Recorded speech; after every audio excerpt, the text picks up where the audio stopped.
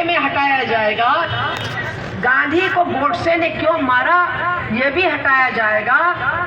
तो आप मुझे ये बताइए कि जो बच्चे सरकारी स्कूल में, और ये सारे सीबीएसई के स्कूल्स में लागू होगा, जो बच्चे वहाँ पढ़ेंगे वो नीट में कैसे बैठेंगे, वो CSUET में कैसे बैठेंगे, वो जेईई में कैसे बैठेंगे? क्योंकि जेईई का सिलेबस, नीट का सिलेबस, CSUET का सिलेबस तो NCERT का सिलेबस नहीं होगा, वो सिलेबस अलग होगा। और जो हमारे बच्चों को पढ़ाया जाएगा उसका सिलेबस अलग होगा। तो किसके बच्चे फिर इन बड़े बड़े इम्तिहानों के लिए बैठेंगे? उन्हीं के बच्चे।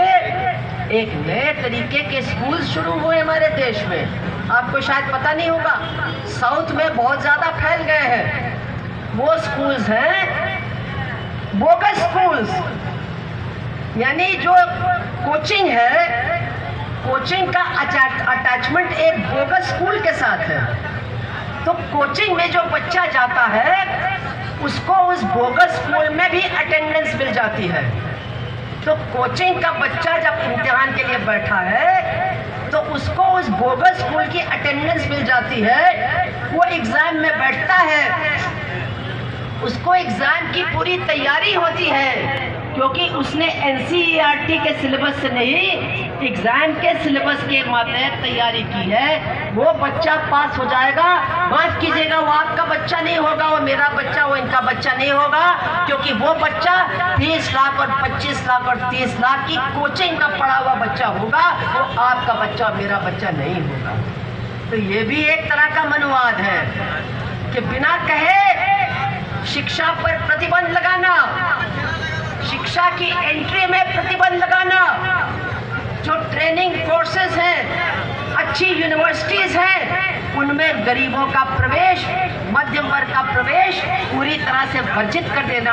आप मुझे बताइए, ये मनुवाद नहीं तो और क्या है? मनुवाद नहीं तो और क्या है? इसलिए मैं आपसे बहुत ज़्यादा और नहीं बोलना चाहती हूँ। आप कह रहे हैं बोलने के लिए, लेकिन कुछ हाजमे की भी तकलीफ होने लगती है। मैं ये ज़रूर चाहूँगी कि आप मेरी बात सुन करके ताली ना बजाएं, लेकिन मेरी बात को ध्यान से याद करें और सोचें उस पर। देखिए, दो नाव में पैर रखना बंद कर दीजिए। जो दो नाव में पैर रखता है वो पानी के अंदर डूबता है, वो बच नहीं सकता है। दो नाव के अंदर पैर रखना बंद कर दीजिए और फैसला लीजिए कि आज के बाद आप किसके पक्ष में हो, संविधान के पक्ष में कि मनुवाद के पक्ष में। दोनों तरफ आप नहीं हो सकते हैं। आपको एक तो चुनना होगा, मुस्तैदी और मजबूती के साथ चुनना होगा, और फिर एक पक्ष को चुन करके उसकी हिफाजत में, उसकी रक्षा के लिए लड़ना होगा। आज यही मतलब है डॉक्टर अंबेडकर को याद करने का, आज यही मतलब है अंबेडकर जयंती को मनाने का।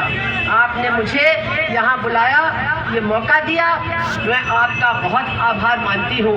और मैं आपसे ये कह दूँ कि डॉक्टर अंबेडकर को राष्ट्रीय नायक मानने में मुझे कोई परहेज नहीं है। मैं तो मानती हूँ कि आधुनिक भारत के वो सबसे बड़े नायक थे। नेहरू को कार्यक्रम में हैरो और ईटन और कैम्ब्रिज उसके बाप ने भेजा। अभी बात करेंगे। सुभाष चंद्र बोस को बढ़िया यूनिवर्सिटी में उसके पिताजी ने भेजा। जो भी हमारे बड़े नेता थे, जिन्ना रईसी में पले, जो भी हमारे बड़े नेता थे, किसी को भी बैलगाड़ी में बैठ करके स्कूल तक नहीं जाना पड़ा। किसी को भी अलग से घड़े का पानी स्कूल में पीने के लिए मजबूर नहीं होना पड़ा। किसी को भी एक होटल से आधी रात में सलालत के साथ बाहर निकलना नहीं पड़ा। और उस सब के बावजूद वो लड़का इंग्लैंड भी गया, गया, हर बाजी में उसने लोगों को मात दी, लेकिन फिर भी अपने देश का नेता नहीं बन सका। उन्होंने अपने बारे में लिखा, I am waiting for a visa. आपने शायद पढ़ा होगा। उन्होंने अपने बारे में एक छोटा लेख लिखा, वेटिंग फॉर अ वीजा। मतलब मैं भारत में पैदा हुआ हूँ, लेकिन उसकी संपूर्ण नागरिकता में प्रवेश करने के लिए अभी भी मैं वीज़ा का इंतज़ार कर रहा हूँ। और माफ़ कीजिएगा, वो वीज़ा का इंतज़ार करते करते ही ख़त्म हो गया, इस देश से चले गए। और आज हम ऐसे देश में रह रहे हैं, आज पता नहीं कौन कौन उनके ऊपर हार माला डालने की तैयारी कर रहा है। कल लाइन लगा के हार माला डालेंगे, बड़ी बड़ी बातें करेंगे, फ़ोटो खिंचवाएंगे, लेकिन उनसे कहो कि भैया तुम उनका इतना सम्मान करते हो, तो उनके 22 वचनों से तुमको इतनी घृणा क्यों? उन्होंने जब बौद्ध धर्म स्वीकार किया तो 22 वचन उन्होंने लिए और सबसे कहा जो मेरा अनुयायी है वो ये 22 वचन दोहराएगा। मैं अम्बेडकरवादी नहीं हूँ, मैं बौद्धिस्ट भी नहीं हूँ, लेकिन मैं डंके की चोट उन 22 वचनों को दोहराने के लिए तैयार हूँ। जहाँ तुमको मैं दोहराने के लिए तैयार हूँ, मैं उनको सच्चा मानती हूँ। लेकिन इस देश में एक मंत्री दिल्ली सरकार का उन वचनों को दोहराता है तो जलील करके उसको दिल्ली सरकार से हटा दिया जाता है, हटा दिया जाता है। आज वो कहीं का नहीं है। क्या मतलब है इसका? कि अम्बेडकर की तुम पूजा करते हो क्योंकि करोड़ों वोट उसके साथ जुड़े हुए हैं, लेकिन अम्बेडकर की सोच से तुम घृणा करते हो क्योंकि वो तुम्हारी जो पूरी आधारशिला है उसको जड़ से उखाड़ने के लिए तैयारी कर रही है। ये है अम्बेडकर के सोच की ताकत।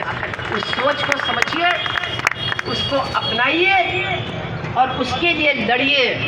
ये जो उल्टी सीधी बेकार की बातें हैं, ये जो ढोंग है, ये जो तमाम भ्रांतियां फैलाई जा रही हैं, ये जो बकवास हो रही है, एक को मंत्री बना देंगे, एक को टिकट